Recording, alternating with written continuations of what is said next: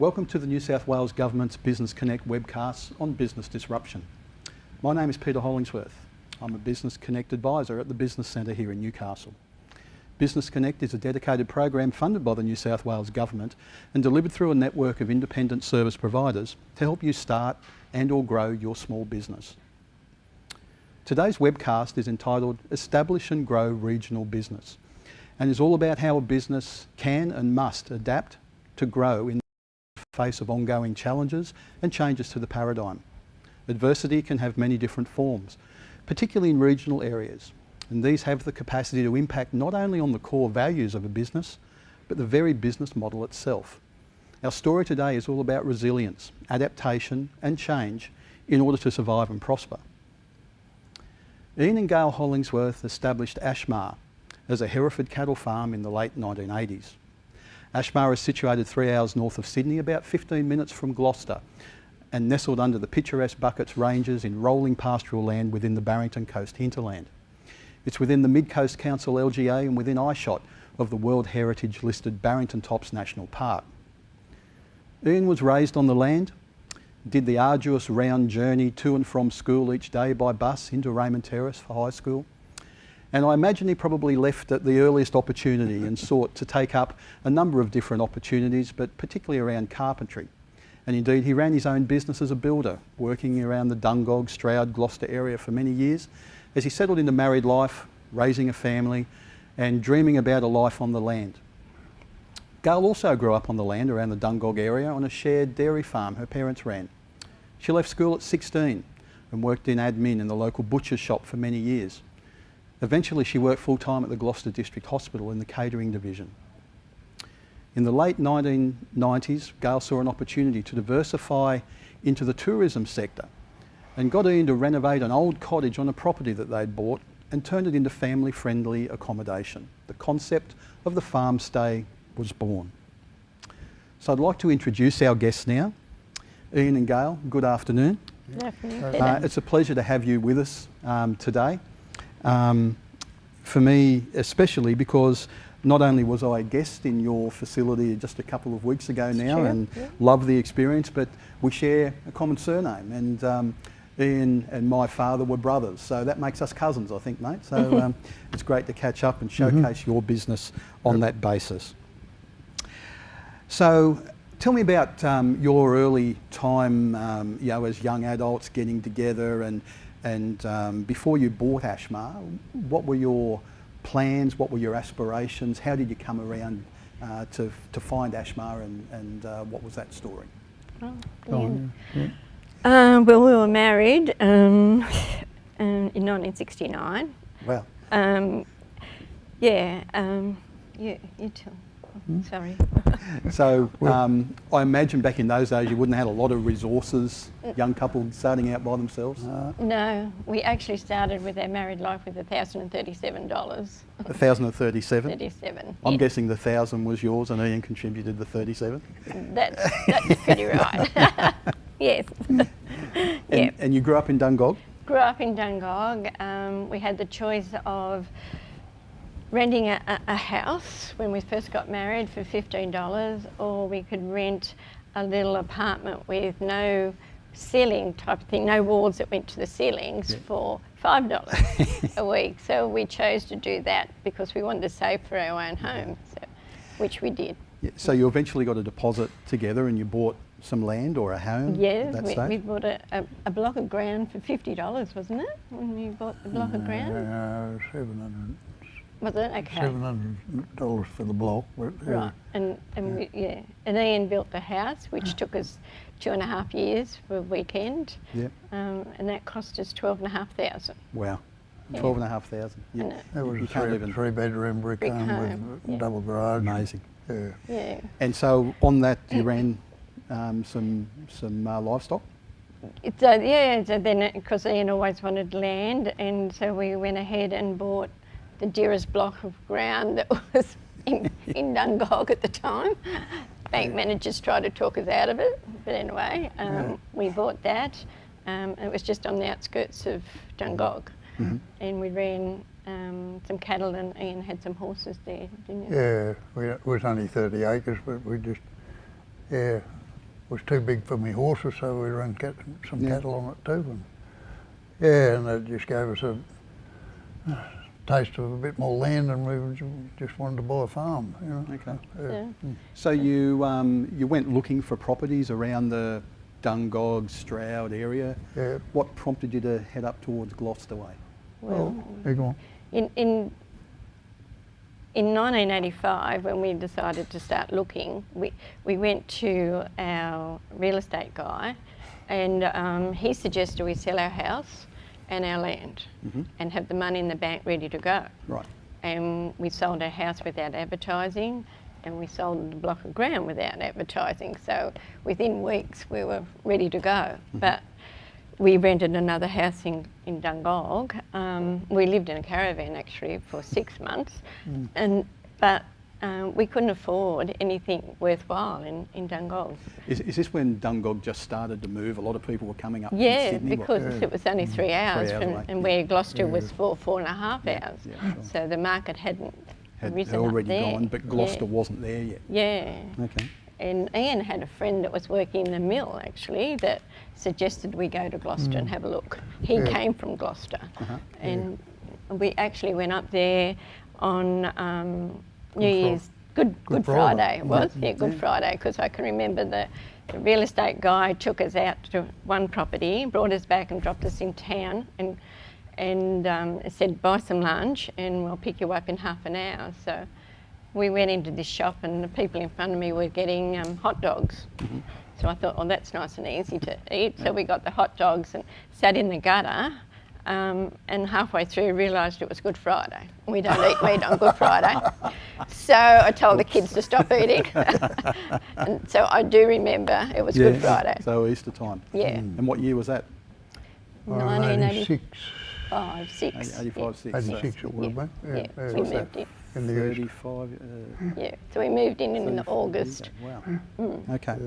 So back then, I imagine you probably entered into a substantial mortgage at that time, and working as a builder then in and around the Gloucester area still, or Dungog still? Yeah, well, I for the first couple of years I was still mainly in Dungog. Yep.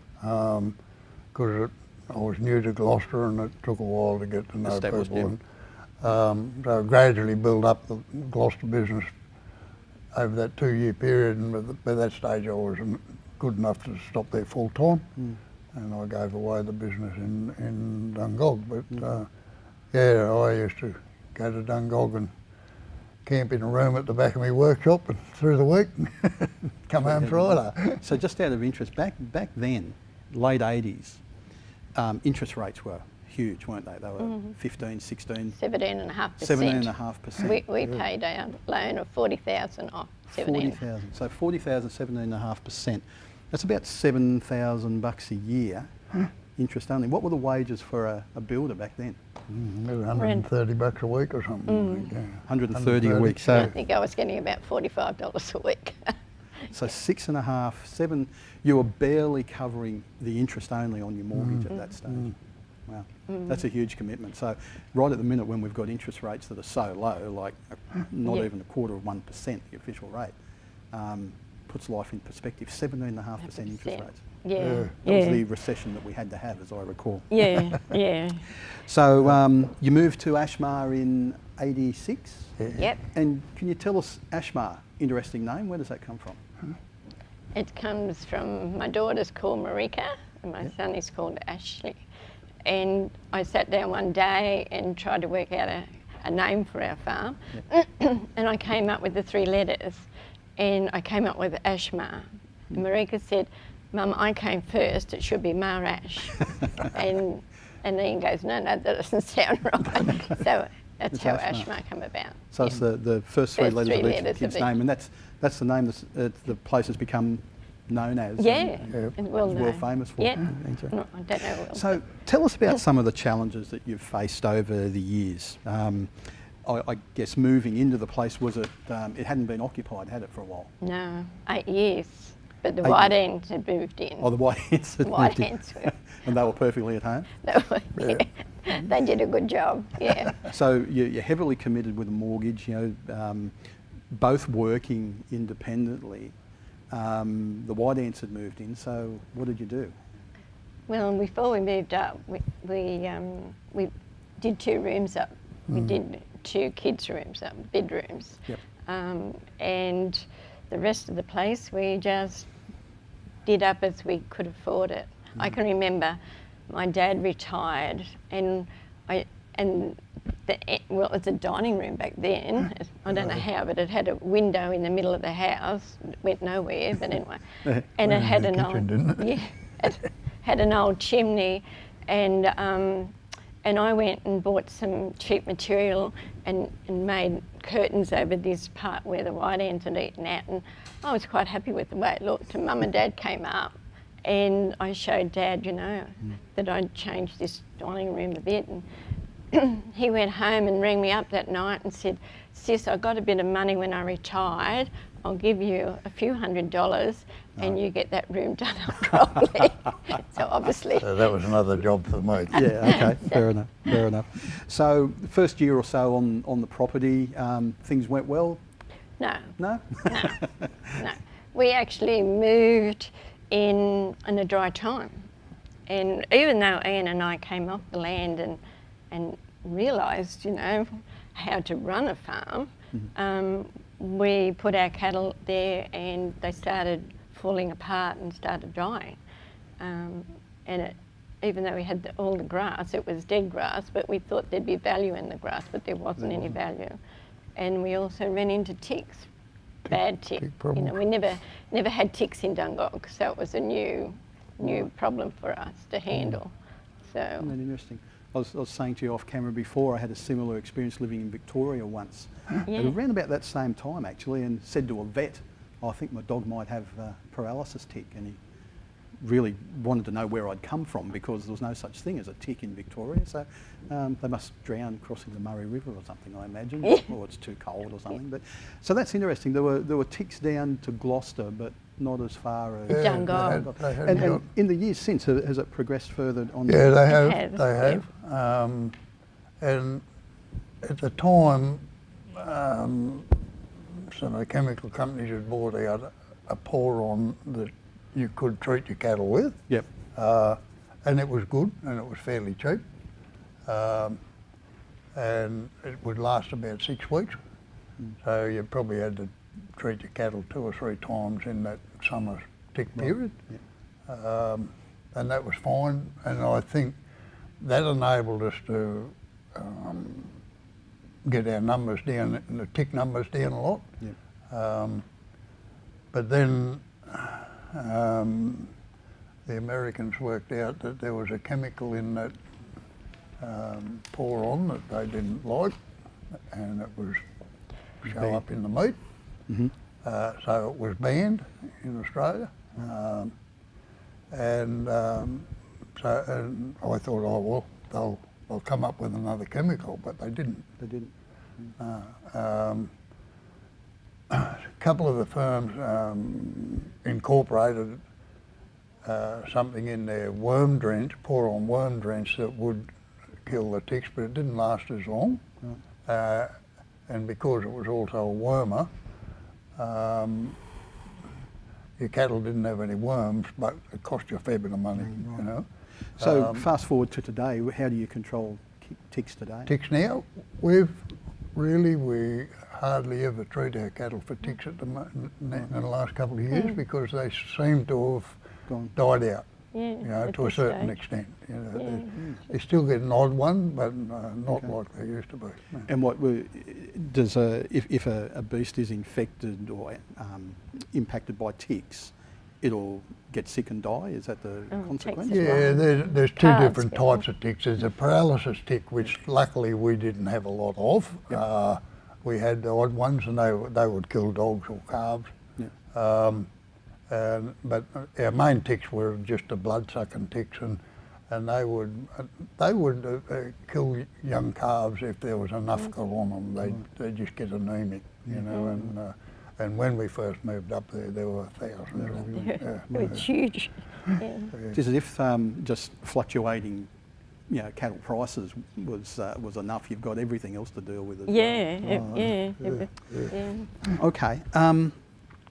So you're on ASHMAR. You've set it up. You've survived that first year. We've survived the ticks and the poor feed and everything. Into the 90s, Gayle, you've come up with the idea of transforming the business or supplementing the normal farm income with something or other else. What was that? It was a farm stay I had in mind. When we moved to Gloucester, there was 2 houses very close together.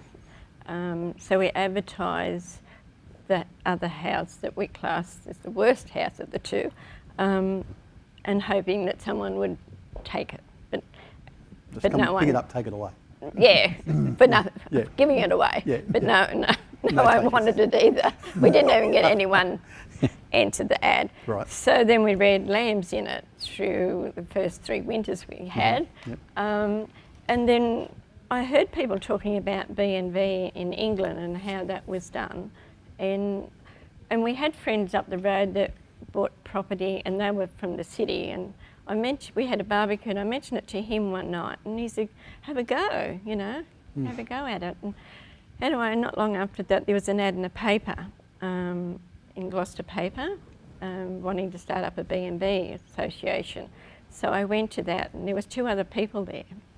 So that's how it started in Gloucester. Just if I can butt in, what was the accommodation scene like in Gloucester at that time? At that time, there was 2 motels. And that was it? Yeah. Yep, okay. 2 motels. So you had this public meeting that 2 or 3 people turned up at. And from there, what happened? From there, we decided we could put some flyers in the shop windows. Right. And that's how we... So another people went ahead with the B&B, and we went ahead with the farm stay. We had one lot of guests for the first 12 months. And when we moved to ASHMAR, we had no money. So we took the windows, what was left in the farmstay house, and put it in our house because we couldn't afford windows. So these people stayed in a house that had, some of the rooms had no windows, just had the frame. They had no bathroom and they had no kitchen. No kitchen. But they came back. Wow. And I still can't realise why they did that. But anyway. And were they from Sydney? Yes. Yeah. And how they got there, Gloucester was well known for Scottish dancing. Yeah. Okay. So they wanted accommodation at that time. So that's how they came out to ASHMAR. But so that's how it started. So and so it began, eh? Yeah. So we started off with 2 motels, farm stay, and a B&B back then. And today I ran the tourist centre before I came down here, and there's 85 accommodation providers in the area now. Wow. So that's how much it's grown. Yeah, sure. Yeah. And back then, were there council restrictions, or was the council able to help you in any ways? There really wasn't, no. We got off on the ground floor, which was great. Now I believe you've got there's a fair few expenses involved in setting it up now, Sure, but yeah. And but I guess even promoting Gloucester as a tourist area at that time, the mainstream media or other businesses wouldn't have been thinking tourism. No. Actually, Gloucester didn't like tourism. Gloucester farmers didn't like that word at all. Yeah. No. Leave it the way it is. We don't want anyone coming in. We don't want anyone coming in changing our town. Very much so. So was that a resistance that you guys had to overcome? A little. Yeah, it was a little. Yes, slightly. Yeah. Now tourism's was the main industry. Big thing for Gloucester. Yeah. So from a cottage that you had to renovate as you went to live in as your own home, and then the adjoining property, which was where you were breeding lambs, no bathroom, no kitchen. By the year 2000, what happened in year 2000? NRMA. Well, we got accredited just before then with a 4-star credit for NRMA, which, we spent all the money that we got for our accommodation didn't go into the farm. It went back into a bank account, which we done that house up. So that's how we got accredited with, and we never borrowed any money because we had a loan and we couldn't borrow any more money. So what was the standard that you had to bring it up to get a 4-star rating from NRMA? Well, probably windows, I'm thinking. The windows, ceilings falling down, the white underneath the ceilings, and they were all down. It was all had to be done. All had to be done. And in 2000, we had saved up enough money, and we had the rest of it up to where we wanted it. Keeping in mind that I didn't want something posh. I wanted a farmstay house because that's what we are. So keeping that in mind, we had enough money then. I wanted to build another cottage, actually, and Ian was dead against it because he say, well, look, we take the kids down to the dairy and they milk a cow. If you bring in another family, their kids are going to compete with these kids and so forth, so on. So he was very much against that, and we actually just came up with and decided to add another bedroom, so we could. Now we could sleep 11 accommodate people. more people within the one family. Almost, so we still only take one booking at a time, whether there's 2 people or whether there's 11 people. So they've got the farm stay to themselves. Right. And access to all facilities, non-competing. Yeah, I like yeah. that. So that, yeah. So. Okay, so I've been, in my capacity in the Business Centre, I do a lot of accredited training in small business courses. And one of the things I always say to people, if you're going to build a sustainable business, you need to get good customers that come back and bring their friends with them. So repeat business and referrals. So it seems to me that you've done that very well. In fact, I can recall seeing an honour roll in your guest cottage of people that have been to ASHMAR on more than 20 occasions. 20 times. And another honour roll with people that have been at least 10 times. There was 16. I counted them this morning. There's 16. That's amazing. That's the core of your business. Straight away there's 36 families every year across 52 weeks. That's just phenomenal repeat business, and I'm sure they're telling their friends about it. That's it. They'll tell 10 people how good it is, but if it's bad, they tell 10 people how bad it is too. So, So what's the experience? How do you make something that wants people to keep coming back time and time and time again? I think you've got to put yourself out there. Ian's really good with our guests because he loves talking about his land. He's a true farmer. And I think that has a lot to do with, he's very patient with the kids. So he hand milks a cow every afternoon with the kids. We have small animals for the kids to interact with all the time. I think that's another big thing. The cottage has to be spotless, and I think that if you walk into something that's clean and tidy and looks nice, that makes the women feel good too, So so I think you just got to just be yourself, So for your guests, it's a fully immersive farm stay experience with real farmers, not hobby farmers. No, not hobby. People that love the land and live the passion. They can interact, milk a cow, feed a baby lamb with a bottle, and do all that. The experience that you guys take for granted, but most of the rest of us that live in an urban environment, we read about in books, don't we? Surprising how many people see our silo and think the milk's in there. You get some funny stories. We've had people come there from there and they'd sit on the back veranda for a couple of days and I think, it's beautiful and a lovely view and stuff, and then they're thinking about buying a property themselves.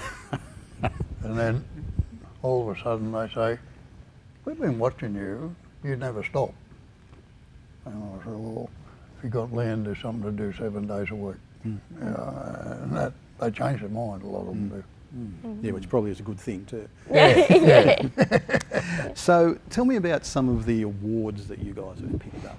Oh, we've been lucky, well, I suppose lucky, but we put the hard work in, I think. But back in 2002, I put in a submission for the Hunter Tourist Awards, which was Newcastle. and in the middle of a drought yet again. Mm-hmm. And so I thought the initial idea was if we could get recognised, that it would help with advertising, because back then advertising was quite expensive and hard to get out there. So I put there, and it was pages and pages you had to submit. Sure. But anyway, we done that, and we had guests in the night that the awards was in Newcastle. So we decided we couldn't afford to go anyway because the cost of the tickets and stuff. So just to put that in perspective, I think I read somewhere that it was like $1,000 a week you were paying for food. It was costing us $1,000 a week then. And to go to Newcastle overnight, accommodation, meals and everything was probably two or three days worth of food. Yep, yep. So you very much had to have your priorities. So the cattle comes first, yep.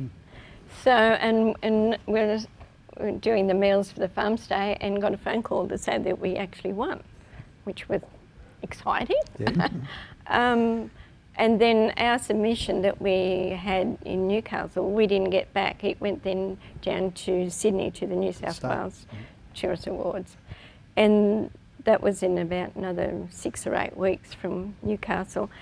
And again, still in the middle of the drought. So I said to Ian would have went, because he would thought I should have been there because we put the hard work in. And I go, no, we can't afford to go.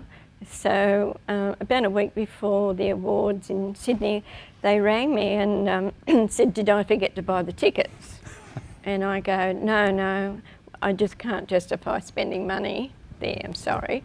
And they rang back the next day and they said that they decided to, seeing we were doing it tough on the land, give us tickets for the night and pay accommodation. And I got straight on the phone and rang my daughter and I says, Marika, we must have won. And she goes, I wouldn't jump to that conclusion, Mum. But anyway, we went down and we did win, which was beautiful, yeah. And so did that recognition help generate business, do you think? Yeah, oh, of course, yeah, it did. Excellent. Yeah, it really did. And Women's Day had a page in their magazine, Coach Travel magazine. Travel. Well, it was Coach Travel Bargains, wasn't it? Yeah, something like that it was called. So I wrote to them about ASHMAR and you had to send a photo. And we got 34 bookings out of that. Out of Women's Day magazine? Yeah, that's the best thing that we ever entered. But, Right. yeah. We actually went on Sydney Weekender, not round about that time. And it was they said they were going to run it 1 month, but we were really busy that time, and but then they did run it that time, didn't they? Yeah, and it was a busy. And we got already booked. We got 5 phone calls before the session was finished, but not one booking because they wanted to come straight away, and out of that TV, we never got one booking. Okay. Which was, and yet the print media worked pretty well for you. It did work then. Now another thing that I was very impressed to hear that you had done. You tell me about early on in the piece when you were trying to understand who your typical farm stay client would be. Family with young kids. Yeah. Well, farm animals, so we targeted to the children. And early in the piece I thought, well, we've got to target to the young families because once the kids go to school, Mum and Dad say you can't pull kids out of school. So we targeted the preschoolers and I was able to get a list. Some person gave me the list of all the preschoolers in Sydney. So I wrote to the preschoolers in Sydney. So let me understand this. You just didn't put an ad on Facebook because there was well, there's no Facebook. So you wrote by hand, longhand. How many preschools? Oh, there was about 60 or 70, I think there was. Individual letters? Days, yeah, and down there. And then I got the smart idea not long after that to take every child's birthday and send them a birthday card. That was big. That was big. I was sending up to 80 and 90 birthday cards a month. Wow.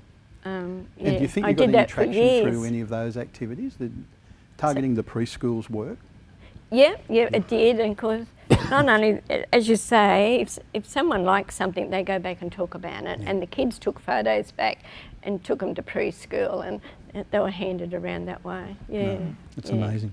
So, but it was really hard to get your name out there in those days because, you know, I don't advertise at all now. It's just Facebook and, And returning customers. Oh, of course. By the time your 34 or so families come back every year. I know. There's only 52 weeks in the year. What is it? I just did something the other day, and I think on the board up until the 18th of March, we had 68 bookings for the year, and out of that we had 37 were repeat people.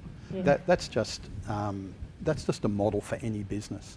Any business anywhere in any industry, I'll challenge them to have a higher returning customer base than that. That's just phenomenal. It really is. And it must be pleasing that over the years you've seen a lot of those families grow up. Oh, definitely. Yeah. Well, the family we got back in there this time, it's their 16th time. They came in yesterday. And their girls are the same age as my granddaughters. So they've got this great bond, haven't they? And I mean, they hang out together. They, you know, my oldest granddaughter and their oldest daughter go to Sydney unis, and they get together one day a week. You know, it's magic. It is. It's really good.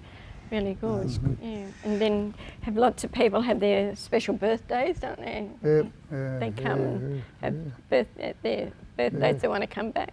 Surprising how many people, when they get to ASHMAR and they come in and say hello and they go, "We're home." That's what they say. We're home.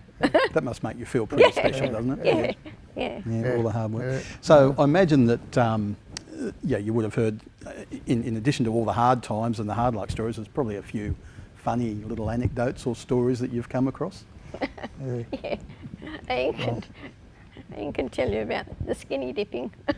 Skinny dipping. Oh, this is PG only, so the abridged version, please. There was one family there early in the piece, and it was the older lady's 60th birthday, and they come up with their daughter and their son and their husband and wives and the kids, and they went off down the creek one day. It was pretty hot weather when they were there. Went down in the creek and had a bit of a swim, and they come back, walked up past the house, and I said, they're all wet. You know, they've been swimming down there. So that was fine, but anyhow, the next day they went up to the Barrington tops, and they came home, and they came over. Gayle supplied the meal for the Christmas party that night, and they served it out over in our place. And when they were leaving, the wife's husband handed me a video, and he said, after we go back, I'll get you to put this on and play it through for us. He said, you can watch it if you like. So, we sat down to watch it, and there they were skinny dipping in the river. You know, 60-year-old woman. So you haven't had any inquiries from your naturalist or nudist colonies or anything? No. Actually, Ian's nephew rang me up and tried to book in because he had heard the story. That's funny. And something about an egg, I heard. Oh, yes. Kids love collecting eggs, but with little kids, they hang on to them. They either squash them or they drop them, and then they cry, and so everyone's upset. So just to set the scene, near the house you've got a chicken coop with a number of layers, and you typically get half a dozen or so eggs every morning, so the kids go down and collect them. They feed the chooks and collect the eggs. So they occasionally break one. Quite often they used to break them.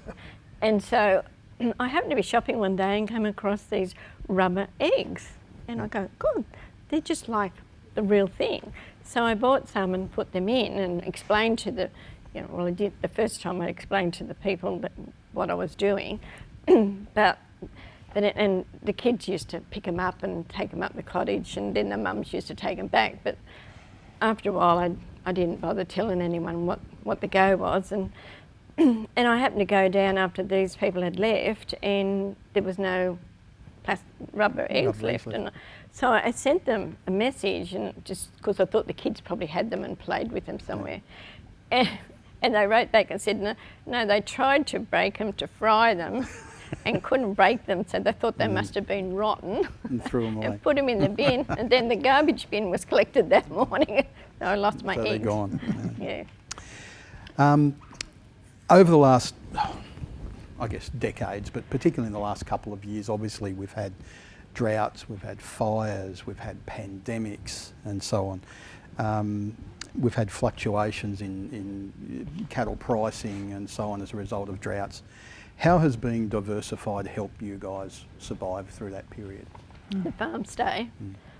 Well, I always say to Ian, and Ian agrees with me, that if we didn't have the farm stay, we wouldn't be there, which is really sad. Well, we'd be both still working full time Outside of the farm, yeah. And you know, if you look around Gloucester, and even today, if you look around Gloucester farmers, it's sad. If the farmer hasn't got a job on the side, the wife works. You just can't. Outside the farm, you know. Outside the farm, yeah. You just. Most of the farms have got an outside income of some sort. Yeah, and you know, Ian and I worked for 10 years full time, and before I came back, but the farm stay was up and going well then. So the farm stay pays for everything except the rates. The farm pays for the rates of the land, and everything else goes back into the land. So the cottage keeps our lifestyle, you know, which is a bit sad to think that we've got this wonderful land, but it doesn't really make a living for you.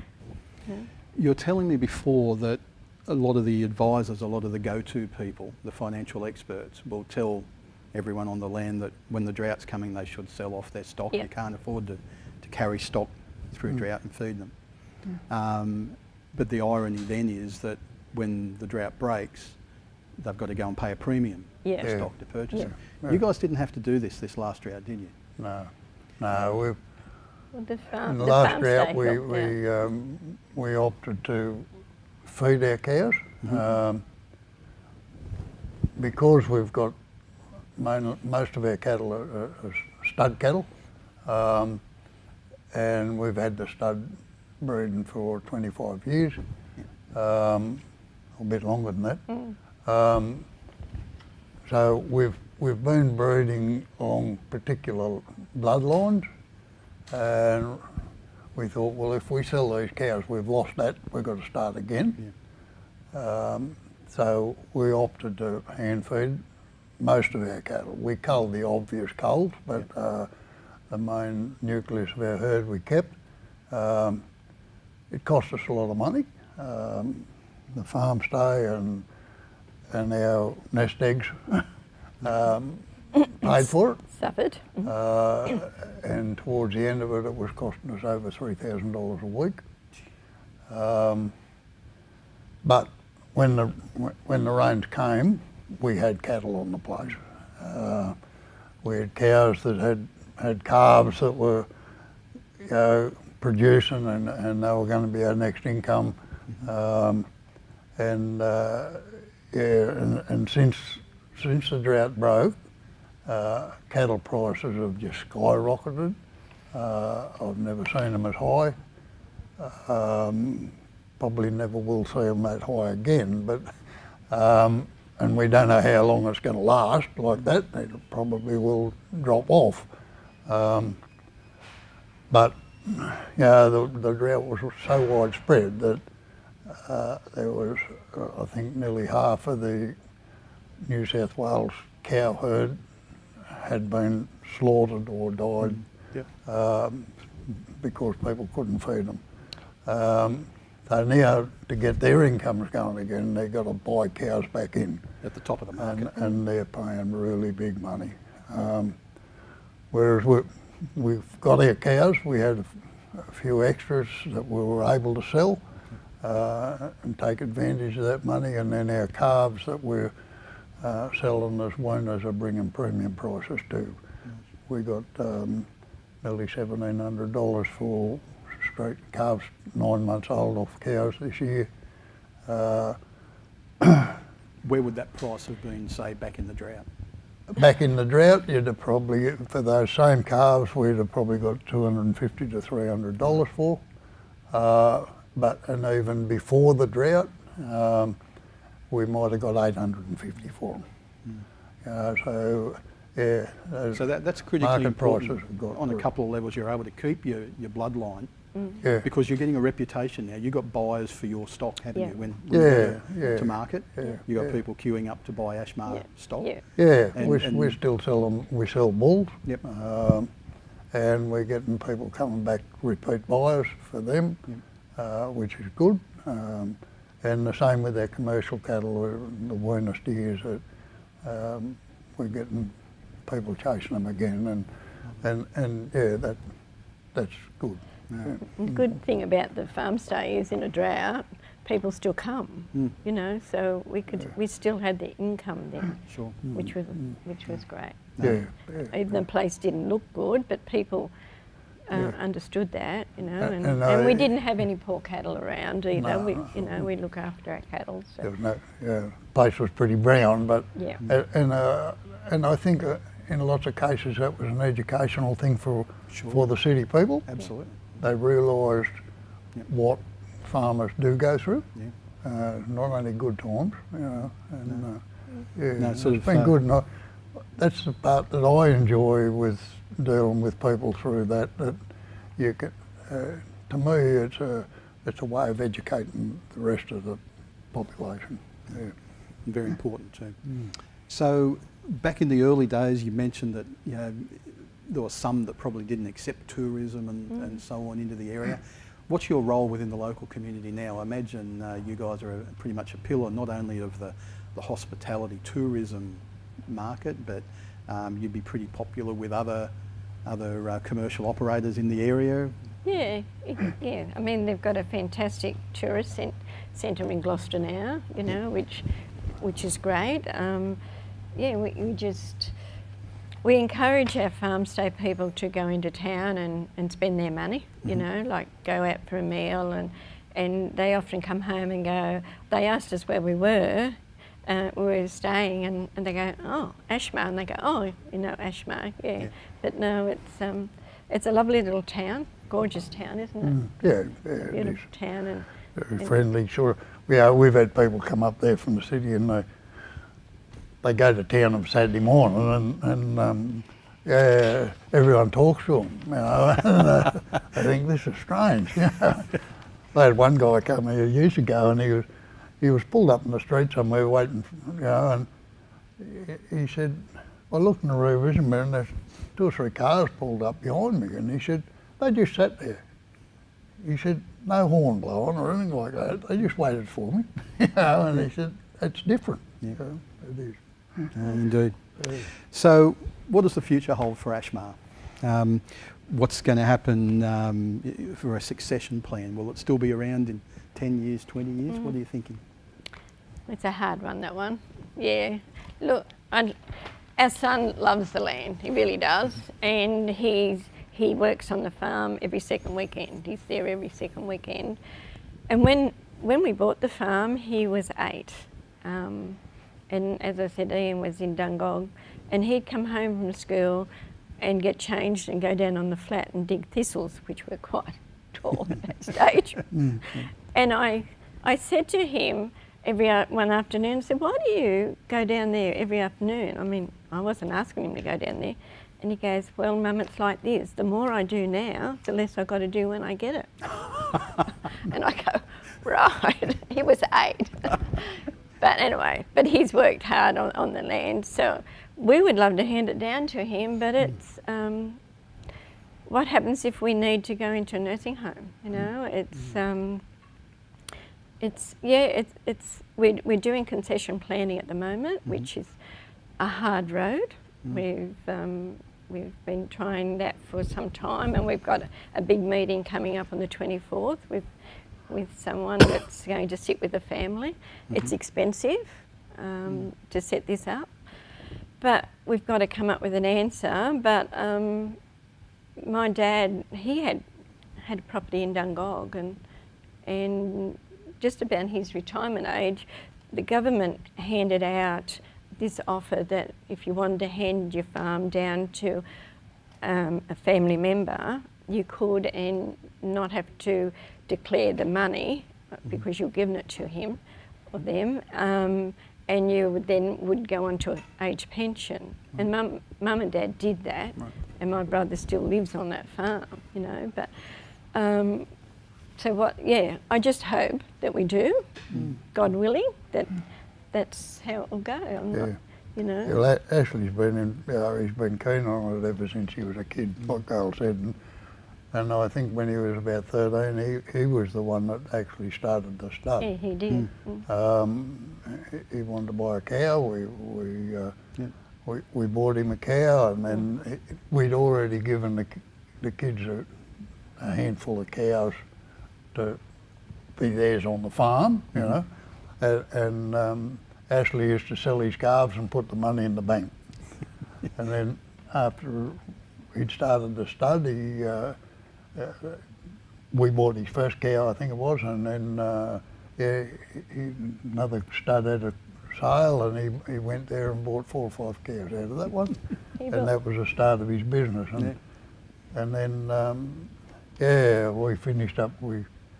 I got involved then too, and we've done it together ever since. And it's just it's good to be able to work together, and you know, you've got a family bond, and I just hope that he can somehow take it over and continue. It would be great to see both the farm and obviously the farm stay business as well. He's not interested in that. Yeah. Well, I mean, he's got a business, so his business will support the farm. But you never know. No, his partner might like to take the farm stay on. So. Yeah. He's hoping, and God willing. So. Yeah, it's God willing, yeah. Guys, we'd love to stay and chat with you all afternoon, but I think it's probably time that we wrap up the webcast. We've spent the last 50 or so minutes getting to know you all. So, look, I'd really like to thank Ian and Gayle. Thank you so much for giving us your time today. I know you've got a group of guests in at the moment, and you need to get back to them. So you've been away from them through the day and your property as well.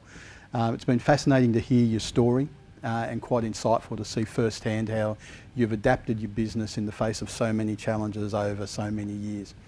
I know also that you're rushing back home now to feed the animals, 5 o'clock-ish. So 5 o'clock. Originally we were going to go to air a little bit later, but we were able to bring it forward for you. So really appreciate and you understand how valuable your time is, and thank you so much for giving it to us today.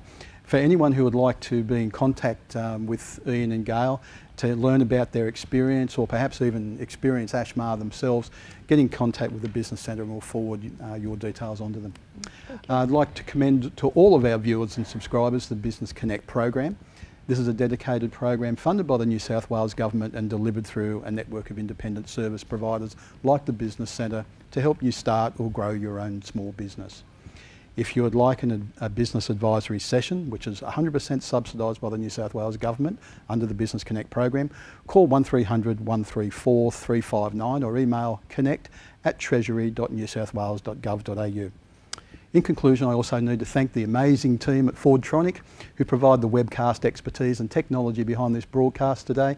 They've been our AV partners over a whole range of projects, and we strongly endorse them. If you'd like to talk with them about implementing webcasting as part of your business communications platform, then reach out and we'll be happy to pass on their contact details as well.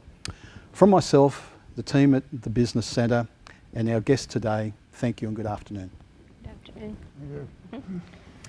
Thank you so much, Gayle.